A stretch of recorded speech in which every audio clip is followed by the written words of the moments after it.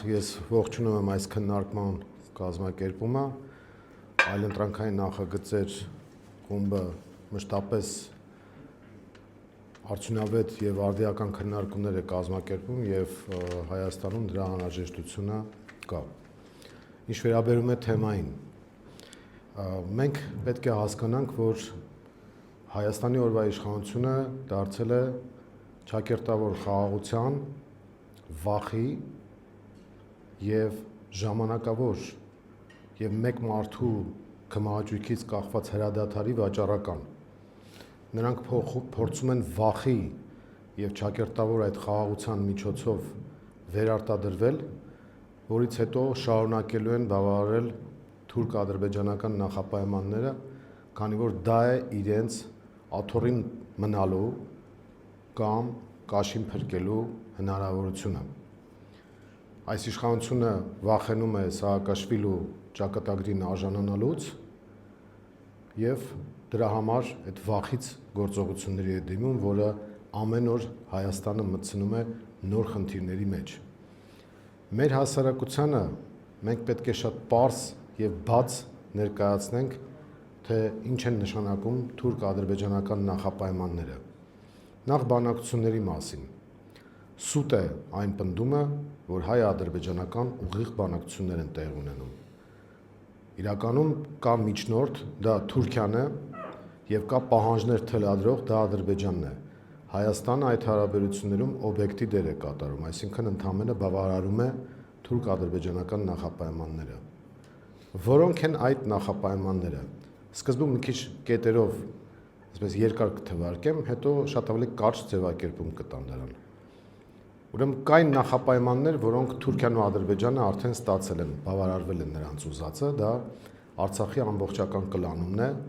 որը տեղի է ունեցել պաշտոնապես 22 թվականի հոկտեմբերի 6-ին,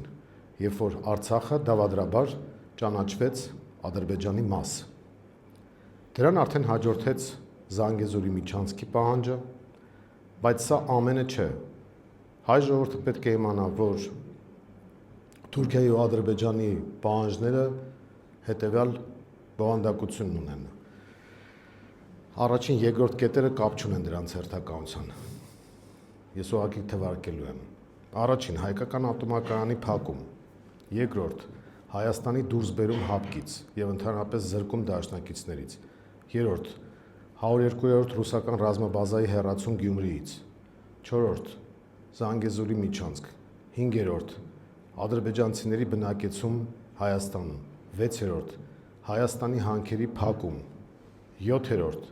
հայկական ինքնությունից հրաժարում, որի դրսևորումներից մեկն է նաև եկեղեցու դեմ արշավը, 7-րդ ռազմատուգանք, քանի որ եթե Հայաստանը պաշտոնապես ընկալում է, որ Ադրբեջանում ապօրինի գործունեություն է իրականացվել զինված ուժերի կողմից, ապա Ադրբեջանը, այսպես ասած, լեգիտիմ իրավունք է ստանում ռազմատուգանք պահանջել։ 8-րդ Հայաստանի պետական կառավարման համակարգի եւ մասնավորապես սահմանադրության փոփոխություն, որտեղ հրաժարվում ենք ամբողջությամբ երրորդ հանրապետության ստեղծման հիմքերից։ Եթե այսպես շարքը շարունակենք, ավելի կարճ կարելի է ձևակերպել, որ մեզ առաջարկում են արևմտյան Ադրբեջան։ Սա քողածածկվում է խաղաղության անվան տակ եւ արևմտյան Ադրբեջանը այն ծրագրային հենքն է, որով հարաբերվում են Հայաստանի եւ Ադրբեջանի իշխանությունները Թուրքիայի միջնորդությամբ։ Դրա համար էլ Թուրքիայի արտգործնախարարը ուղիղ եւ անթաքույց հայտարարում է, որ պաշտպանում է Հայաստանի օրվա իշխանությանը։ Այս մեսիջը, որը Ֆիդանը հնչեցրեց, ուղղված էր Ամերիկային եւ Ռուսաստանին, եւ մասնավորապես դա նշանակում էր, որ երբ որ Տրամպը հայտարարում է, որ Հարավային Կովկասը Պուտինի կամ Ռուսաստանի ազդեցության տարածքն է, Թուրքիան ասում է, որ պետք չէ այդպիսի հայտարարություններ անել, Հայաստանի իշխանությունը ամբողջությամբ մեր գրպանում է եւ պետք չէ, այսպես ասած, դիվիդենդներ տալ Ռուսաստանին, մենք ամբողջությամբ կկլանենք Հայաստանը։ Այս պայմաններում ո՞րն է մեր առաջարկը եւ ո՞րն է մեր մոտեցումը։ Մենք պետք է արձանագրենք, որ Տրամպի ուղին որպես այդպիսին դա թարգմանաբար իրականում Զանգեզուրի միջանցքն է, որովհետև շահում է Ադրբեջանը, շահում է Թուրքիան, տնտեսապես միգուցե շահի նաև Միացյալ Նահանգները, բայց չի շահելու հայ ժողովուրդը եւ Հայաստանի Հանրապետությունը։ Փորձում է շահել օրվա իշխանության պարագլուխը, որը դա ներկայացնում է որպես խաղաղություն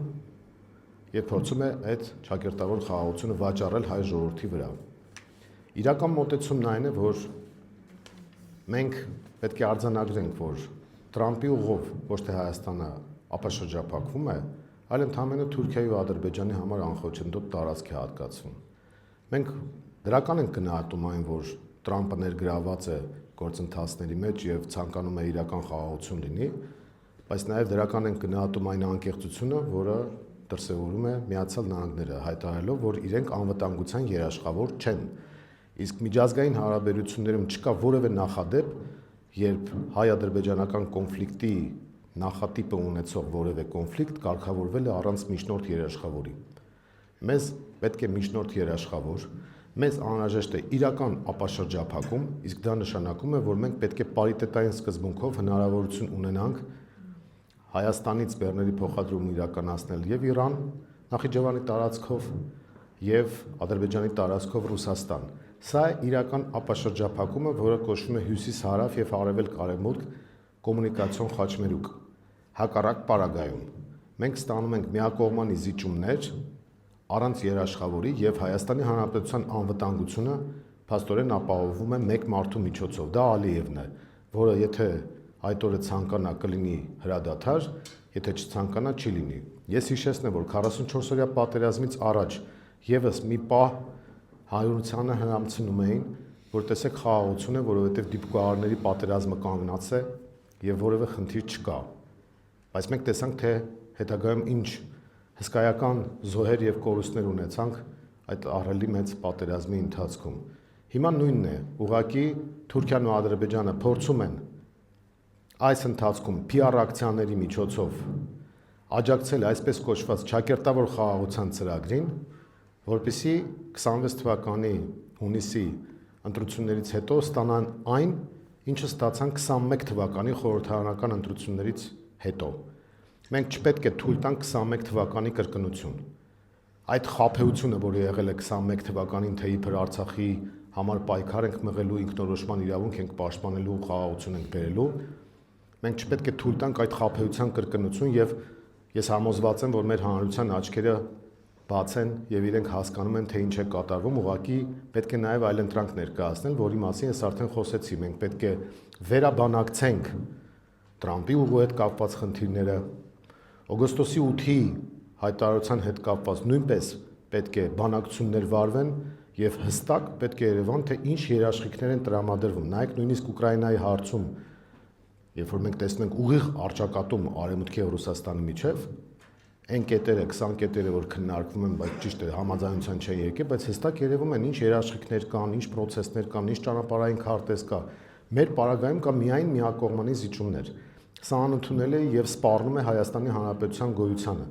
Եվ առաջիկա ընտրությունների ժամանակ մենք պետք է հստակ հարցադրումներով հանդես գանք։ Դուք ուզում եք լինի արևմտյան Ադրբեջան, թե Հայաստանի Հանրապետություն։ Դուք ուզում եք, որպեսզի Հայաստանը ունենա բնական եւ իրական դաշնակիցներ, թե ուզում եք Թուրքիայի կողմից ու Ադրբեջանի կողմից կլանվել։ Դուք ուզում եք Հայաստանի իրական տնտեսական աճ, իրական ապաշրջափակման միջոցով, թե ուզում եք Զանգեզուրի միջանցք եւ Հայաստանի Հանրապետության վերացում։ Դուք ուզում եք տնտեսական ներառական հարաբերություններ, թե ուզում եք, որ օրվա իշխանությունները իրենց հեղափոխական օլիգարխների գրպանները լցնեն, իսկ հասարակությանը նետեն փշրանքներ, դրանք քողածածկելով տարբեր տիպի շոուներով։ Դուք ուզում եք, որ մեր հանրությունը լինի պառակտված, ատոմիզացված, թշնամացած, թե ուզում եք կարևորագույն հարցերով ունենալ միասնական հասարակություն։ Դուք ուզում եք, որպեսզի թոշակառուները անապահով եւ անարժանապատիվ կյանքով ապրեն, թե ստանան գոնե նվազագույն սպառողական զամբյուղին համարժեք գումարներ։ Դուք ուզում եք փոքր ու միջին բիզնեսը զարգանան, թե ճկռեն օրվա իշխանությունների դրած հարկերի տակ։ Սրանք այլընտրանքներ են, որոնց հետ կապված պետք է ընտրություն կատարի մեր հասարակությունը եւ ես համոզված եմ, որ եթե քաղաքական ընդդիմադիր դաշտում adekvat եւ միասնական մոտեցում ցուցաբերվի, ապա այս իշխանությունները որևէ շանս չունեն վերարտադրության եւ կարևորագույն խնդիրը այն է, որ մենք հանրությանը համոզենք, բացատրենք, ներկայացնենք, որ պետք է ներկայանալ ընտրության, պետք է մասնակցել քվեարկությանը եւ քաղաքական աղբանոց ուղարկել օրվա տխրահարճակ իշխանության։ Ուրեմն մենք խելագարության կանխավարկածով չենք առաջնորդվում, որ ասենք, որ գալու ենք ու Ամերիկային պատերազմ հետարենք։ Ընդհակառակը մենք Ամերիկայի հետ նորմալ հարաբերություններ ենք հաստատելու եւ Տրամպի պրագմատիկ քաղաքականությունը պետք է փոխլրացնել։ Հետևյալով, եթե դուք ուզում եք, որ լինի ապաշրջափակում, ապա մենք պարիտետային սկզբունքով պետք է ստանանք հնարավորություն։ Ովքեր են շահագրգռված, որպեսզի մենք պարիտետային հնարավորություն ստանանք։ Տրամպը բնականաբար շահագրգռված չի լինի, որ Հայաստան-Իրան հարաբերությունները զարգանան, բայց Իրանը հաստատ շահագրգռված կլինի, հետևաբար մենք կարող ենք այդ հարցադրումը դնել։ Հաջորդը, մենք կարող ենք Ռուսաստանին ներգրավել, ասելով, որ մենք ուզում ենք կոմունիկացիոն կապ Ռուսաստանի հետ, նույն ապաշրջափակման տրամաբանությամբ եւ նրանք շահագրգռված են դրանում։ Ռուսաստանը նաեւ շահագրգռված կլինի, որպեսզի որպես միջնորդ երաշխավոր ներգրավվի եւ միգուցե այստեղ մենք ստանանք մի պատկեր, որը ունեցել ենք Արցախյան հակամարտության ամբողջ ընթացքում, երբ որ Արևմուտքում նույնիսկ հակասությունների կամ շահերի համադրության ընթացք կար, բայց ՀԱԿ Մինսկի խումբը աշխատում էր Ֆրանսիա, Ռուսաստան, Միացյալ Նահանգներ ֆորմատով։ Այստեղ նույնպես կարող ենք մենք սարքել կետ, որտեղ նրանք կարողանան համադրել շահերը եւ դա հնարավոր է իրականացնել, որովհետեւ շահագրգիռ կողմեր կան, հատկապես եւ Միացյալ Նահանգները բացահայտ հայտարարում է, որ սա անվտանգային առումով ինքը դիտարկում է որպես ռուսական գոտի եւ այդտեղ նրանց համագործակցությունը հնարավոր է։ Թուղթը դեռ Տրամպի վերջնականապես ստորագրված չէ։ Դա կարելի է վերաբանակցել, լրացնել, պարիտետային սկզբունք դնել եւ բանակցել ի վերջո։ Երբ որ մենք խոսում ենք Արցախահայության վերադարձի իրավունքի մասին, դա այն մասին է, որ մենք դրա լեգիտիմ իրավունք ունենք եւ դա process է, որը հնարավորություն է տալու հայկական դիրքերը պաշտպանել։ Եթե դու միջնորդ երաշխավոր չունես, դու անընդհատ զիջելու ես ու վերջանա գնա։ Եվ կա միջազգային փորձը ի վերջո։ Մենք պետք է դուրս գանք այդ հակամարտության տիրույթից։ Վրաստանը 2008 թվականին Սաակաշվիլի տարբերակով գնաց այդ տիրույթ եւ կորցրեց Աբխազիան եւ Հարավային Օսիան։ Հիմա հասկացել են Վրաստանի իշխանությունները, որ դա չի կարելի անել եւ Վրաստանը, որը Հայաստանի հարևան է եւ համարյա համարժեք հնարավորություններ ունի եւ բնակչության եւ տարածքի եւ այլնի առումով, իհարկե կոմունիկացիոն բաց համակարգերը դեռ չհաշված, Վրաստանում 50% ավելի տնտեսական աճ է։ Մարդիկ գնում են Վրաստան, տեսնում են, որ գները առաջին անհրաժեշտության ապրանքների, շորերի եւ այլնի հետ կապված զգալիորեն էժան են։ Ընդ որում էժան են պարագայում, երբ որ ԵԱՏՄ ապրանքներն են Վրաստանում վաճառվում, իսկ մեր մոտ մենք ԵԱՏՄ-ի անդամ լինելով ավելի թանկ ապրանքներ ու ծառայություններ ունենք։ Եվ սա մի իշխանության օրոք, որը գալուց առաջին իսկ պայից ասում էր բանանի գինը էժանացել է, հիմա պայմանական ասած ամեն ինչ դարել է բանանի գին։ Իրենք խոշոր օլիգարխներ են դարձել եւ այս իշխանությանը կից օլիգարխներից միայն մեկի տարեկան շրջանառության այդ եկամուտը կազմում է 1.5 միլիարդ դոլար։ Իրանք ինչ թալանից են խոսում, ինչ տնտեսությունից են խոսում։ Այսինքն այս առումով մենք այդ հնարավորությունները ունենք։ Վրաստանի հետ համեմատ մենք պետք է իջեցնենք ավելացած արժեքի հարկի չափը, իջեցնենք շահութահարկի չափը։ Բիզնեսի համար տարբեր գրադացիաներով սահմանենք ցածր հարկային տոկոսադրույքներ։ Իրական խաղաղությունը հնարավոր է, երբ որ դու չես դառնում Զելենսկի։ Այսինքն Զելենսկին, երբ որ դարձավ բախման թաթերաբեմ Արևմուտքի եւ Ռուսաստանի միջև, Ուկրաինայի տեսնում ենք, թե ինչ է կատարվում Ուկրաինայի հետ։ Հիմա մենք եթե այդ վիճակից դուրս ենք գալիս եւ ասում ենք, որ սա խոշորների մրցակցության տարածք չէ, այդ դեպքում մենք ստանում ենք իրական խաղաղություն եւ իրական անվտանգություն։ Իսկ թվարկածս կետերը դուք նշեցիք ատոմական, մոդուլային ատոմականներ, որպես այդպեսին այստեղ չեն կարող լինել, նույնիսկ լոգիստիկ առումով։ Դա բլեֆ է, դա սուտ է։ Նույնը Ֆրանսիայի դիրքորոշումը նայեք։ Մի ժամանակ հիշում եք, ասում են Ֆրանսիայի վարկանիշը բավական բարձր է, որովհետեւ Մակրոնը մեր ու անգամ թփթփացրել էր այս մեր տեղական Մակրոնի ուսին, եւ հայերեն ինչ-որ, չգիտեմ, գրառում էր արել կամ հայերին հաջողանալու համար ինչ-որ բաներ արել։ Մակրոնը, Միշելը, Բորելը, Բայդենը ուղիղ պատասխանատվություն են կրում Արցախի կորստի համար եւ Արցախի էթնիկ զտման համար։ Դրանք հանցագործներ են, որոնց միջնորդությամբ է Արցախը դատարկվել եւ որոնց միջոցով է էթնիկ զտումը տեղի ունեցել։ Հիմա դրանց վրա մենք անվտանգության հույս ենք դնում։ Տեսնեք, արդեն Ֆրանսիայի թեման փակված է։ որովհետև այդ մարդիկ մոռացել են արդեն։ Իսկ իրականում հիշում եք ինչ էին անում։ Պրագայից հետո երբ որ մենք բարձրաձայնում ենք, որ գնացել եք Արցախը հանձնել եք եւ փաստորեն 120,000 հայերի դրել եք սրի տակ, ասում են չէ, մենք այնտեղ էթնիկ հայերի անվտանգությունը կապահովեք, Միշելի ձևակերպումներ հայտարարությունից հետո։ Դրանից հետո սկսեցին խաբել, ասել որ չէ, այդպիսի բան չկա, մենք չենք հանձնում Արցախը։ Բայց հիմա ասում են մենք միտումնավոր ենք հանձնել Արցախը, որ Հայաստանը վերջապես ինքնիշխան դառնա։ Սրանք ինչքան ինքնիշխանությունից խոսում են, այդքան մենք կորցնում ենք։ Այս առումով ամենապարզ բանաձևը կա։ Նիկոլ Փաշինյանը դա հայկական, Զելենսկին ու Սաակաշվիլին է եւ իր բոլոր գործողությունները հուշում են դրա մասին, որովհետեւ առնվազն հիմարություն ու անմեղսունակություն է, իսկ իրականում դավաճանություն եւ դավադրություն, երբ որ դու գնում ես Ռուսաստանի հետ թշնամության ճանապարհով, դու գնում ես Իրանի հետ թշնամության ճանապարհով, դու չես ներգրավում Չինաստանին, որը սուպեր շահագրգռվածություն ունի, որպեսզի Հայաստանում հյուսիս-հարավ, արևելք, արևմուտքը աշխատի։ Եթե մենք ասում ենք ներգրավվածություն, դուք նայեք նույն Վրաստանը, ինչ ներդրումներ են անում ենթակառուցվածքների զարգացման վրա Չինաստանը։ Անակլիայի ամբողջ նավահանգիստը չինական կապիտալով է կառուցվում։ Միացյալ Արաբական Էմիրությունները ուրեմն 6 միլիարդ դոլարի պայմանագիր են կնքել, որպեսզի ներդրումներ անեն։ Հայաստանը միայն խոսում է այդ մասին, բայց ոչ մի իրական բան չկա։ Սա է իրական խնդրեմը, որ ես տեսնում եմ, եւ մենք հնարավորություն ունենք դա հաղթահարելու։ Սա բացահայտ է, ակնհայտ է։ Մեզ պետք է ոչ թե Սաակաշվիլի եւ Զելենսկի, այլ մեզ պետք է մեր տեղական իշխանություն, որը այլոց ու առավել եւս Թուրքիայի ու Ադրբեջանի շահերով չի առաջնորդվելու, սա է մոտեցումը։ Ես շատ կարճ ասեմ, որ քանի որ ի վերջո ամեն ինչը որպես կարևորագույն նախապայման դա նոր իշխանության ձևավորումն է, շատ կարևոր է, որպեսզի մարդիկ հենց իրենց փորձի վրա հիմնվելով հասկանան, որ ընտրության մասնակցությունը շատ կարևորագույն խնդիր է։ Տեսեք, 21 թվականի ընտրություններից հետո մենք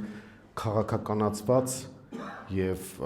համարյա համապետականի հասցված 3 ընտրություն ենք ունեցել. Երևան, Գյումրի, Վաղարշապատ։ Երևանի ընտրությունների ժամանակ, քանի որ մենք մասնակցել ենք եւ ես ինքս ակտիվ եմ եղել, կարող եմ ասեմ, որ մարդկանց մեծ մասը пассив էր, որովհետև որոշակի հիասթափություն կար, որ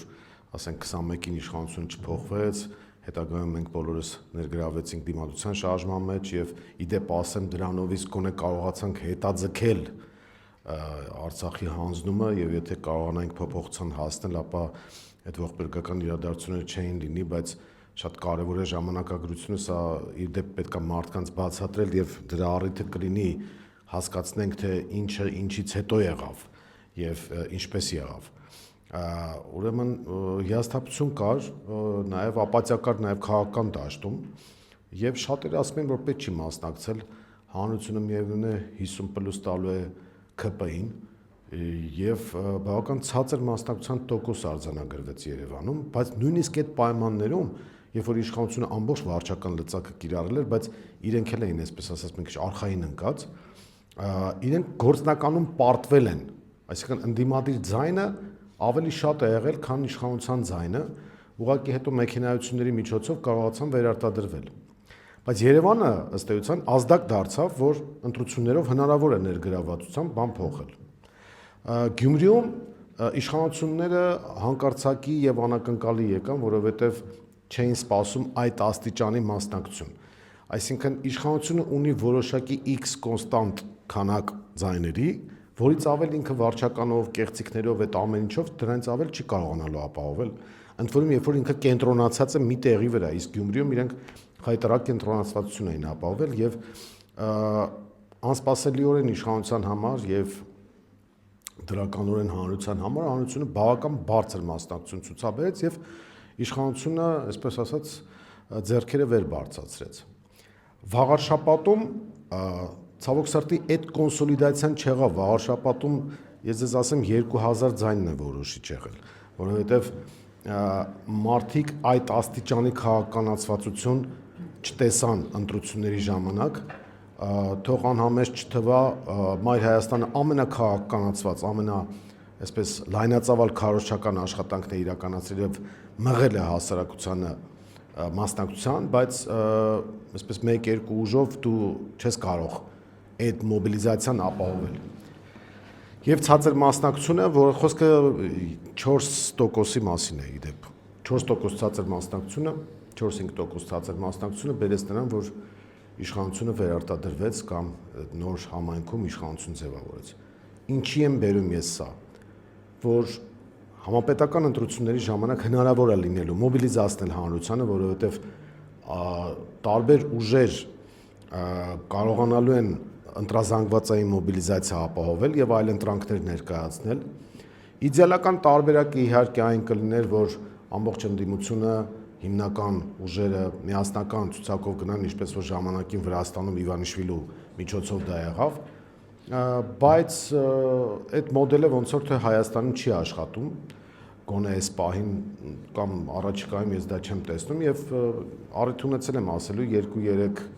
խոշոր միավորումներ են լինելու, որոնք մասնակցելու են ընտրություններին եւ այդ պարագայում հանրային լայն մասնակցություն տեղի կունենա։ Այդ պարագայում ես համոզված եմ, որ իշխանությունը կփոխվի։ Մնացած արդեն դետալների հարցը եւ հասարակության հետ հարաբերվելու հարց։ Շնորհակալություն։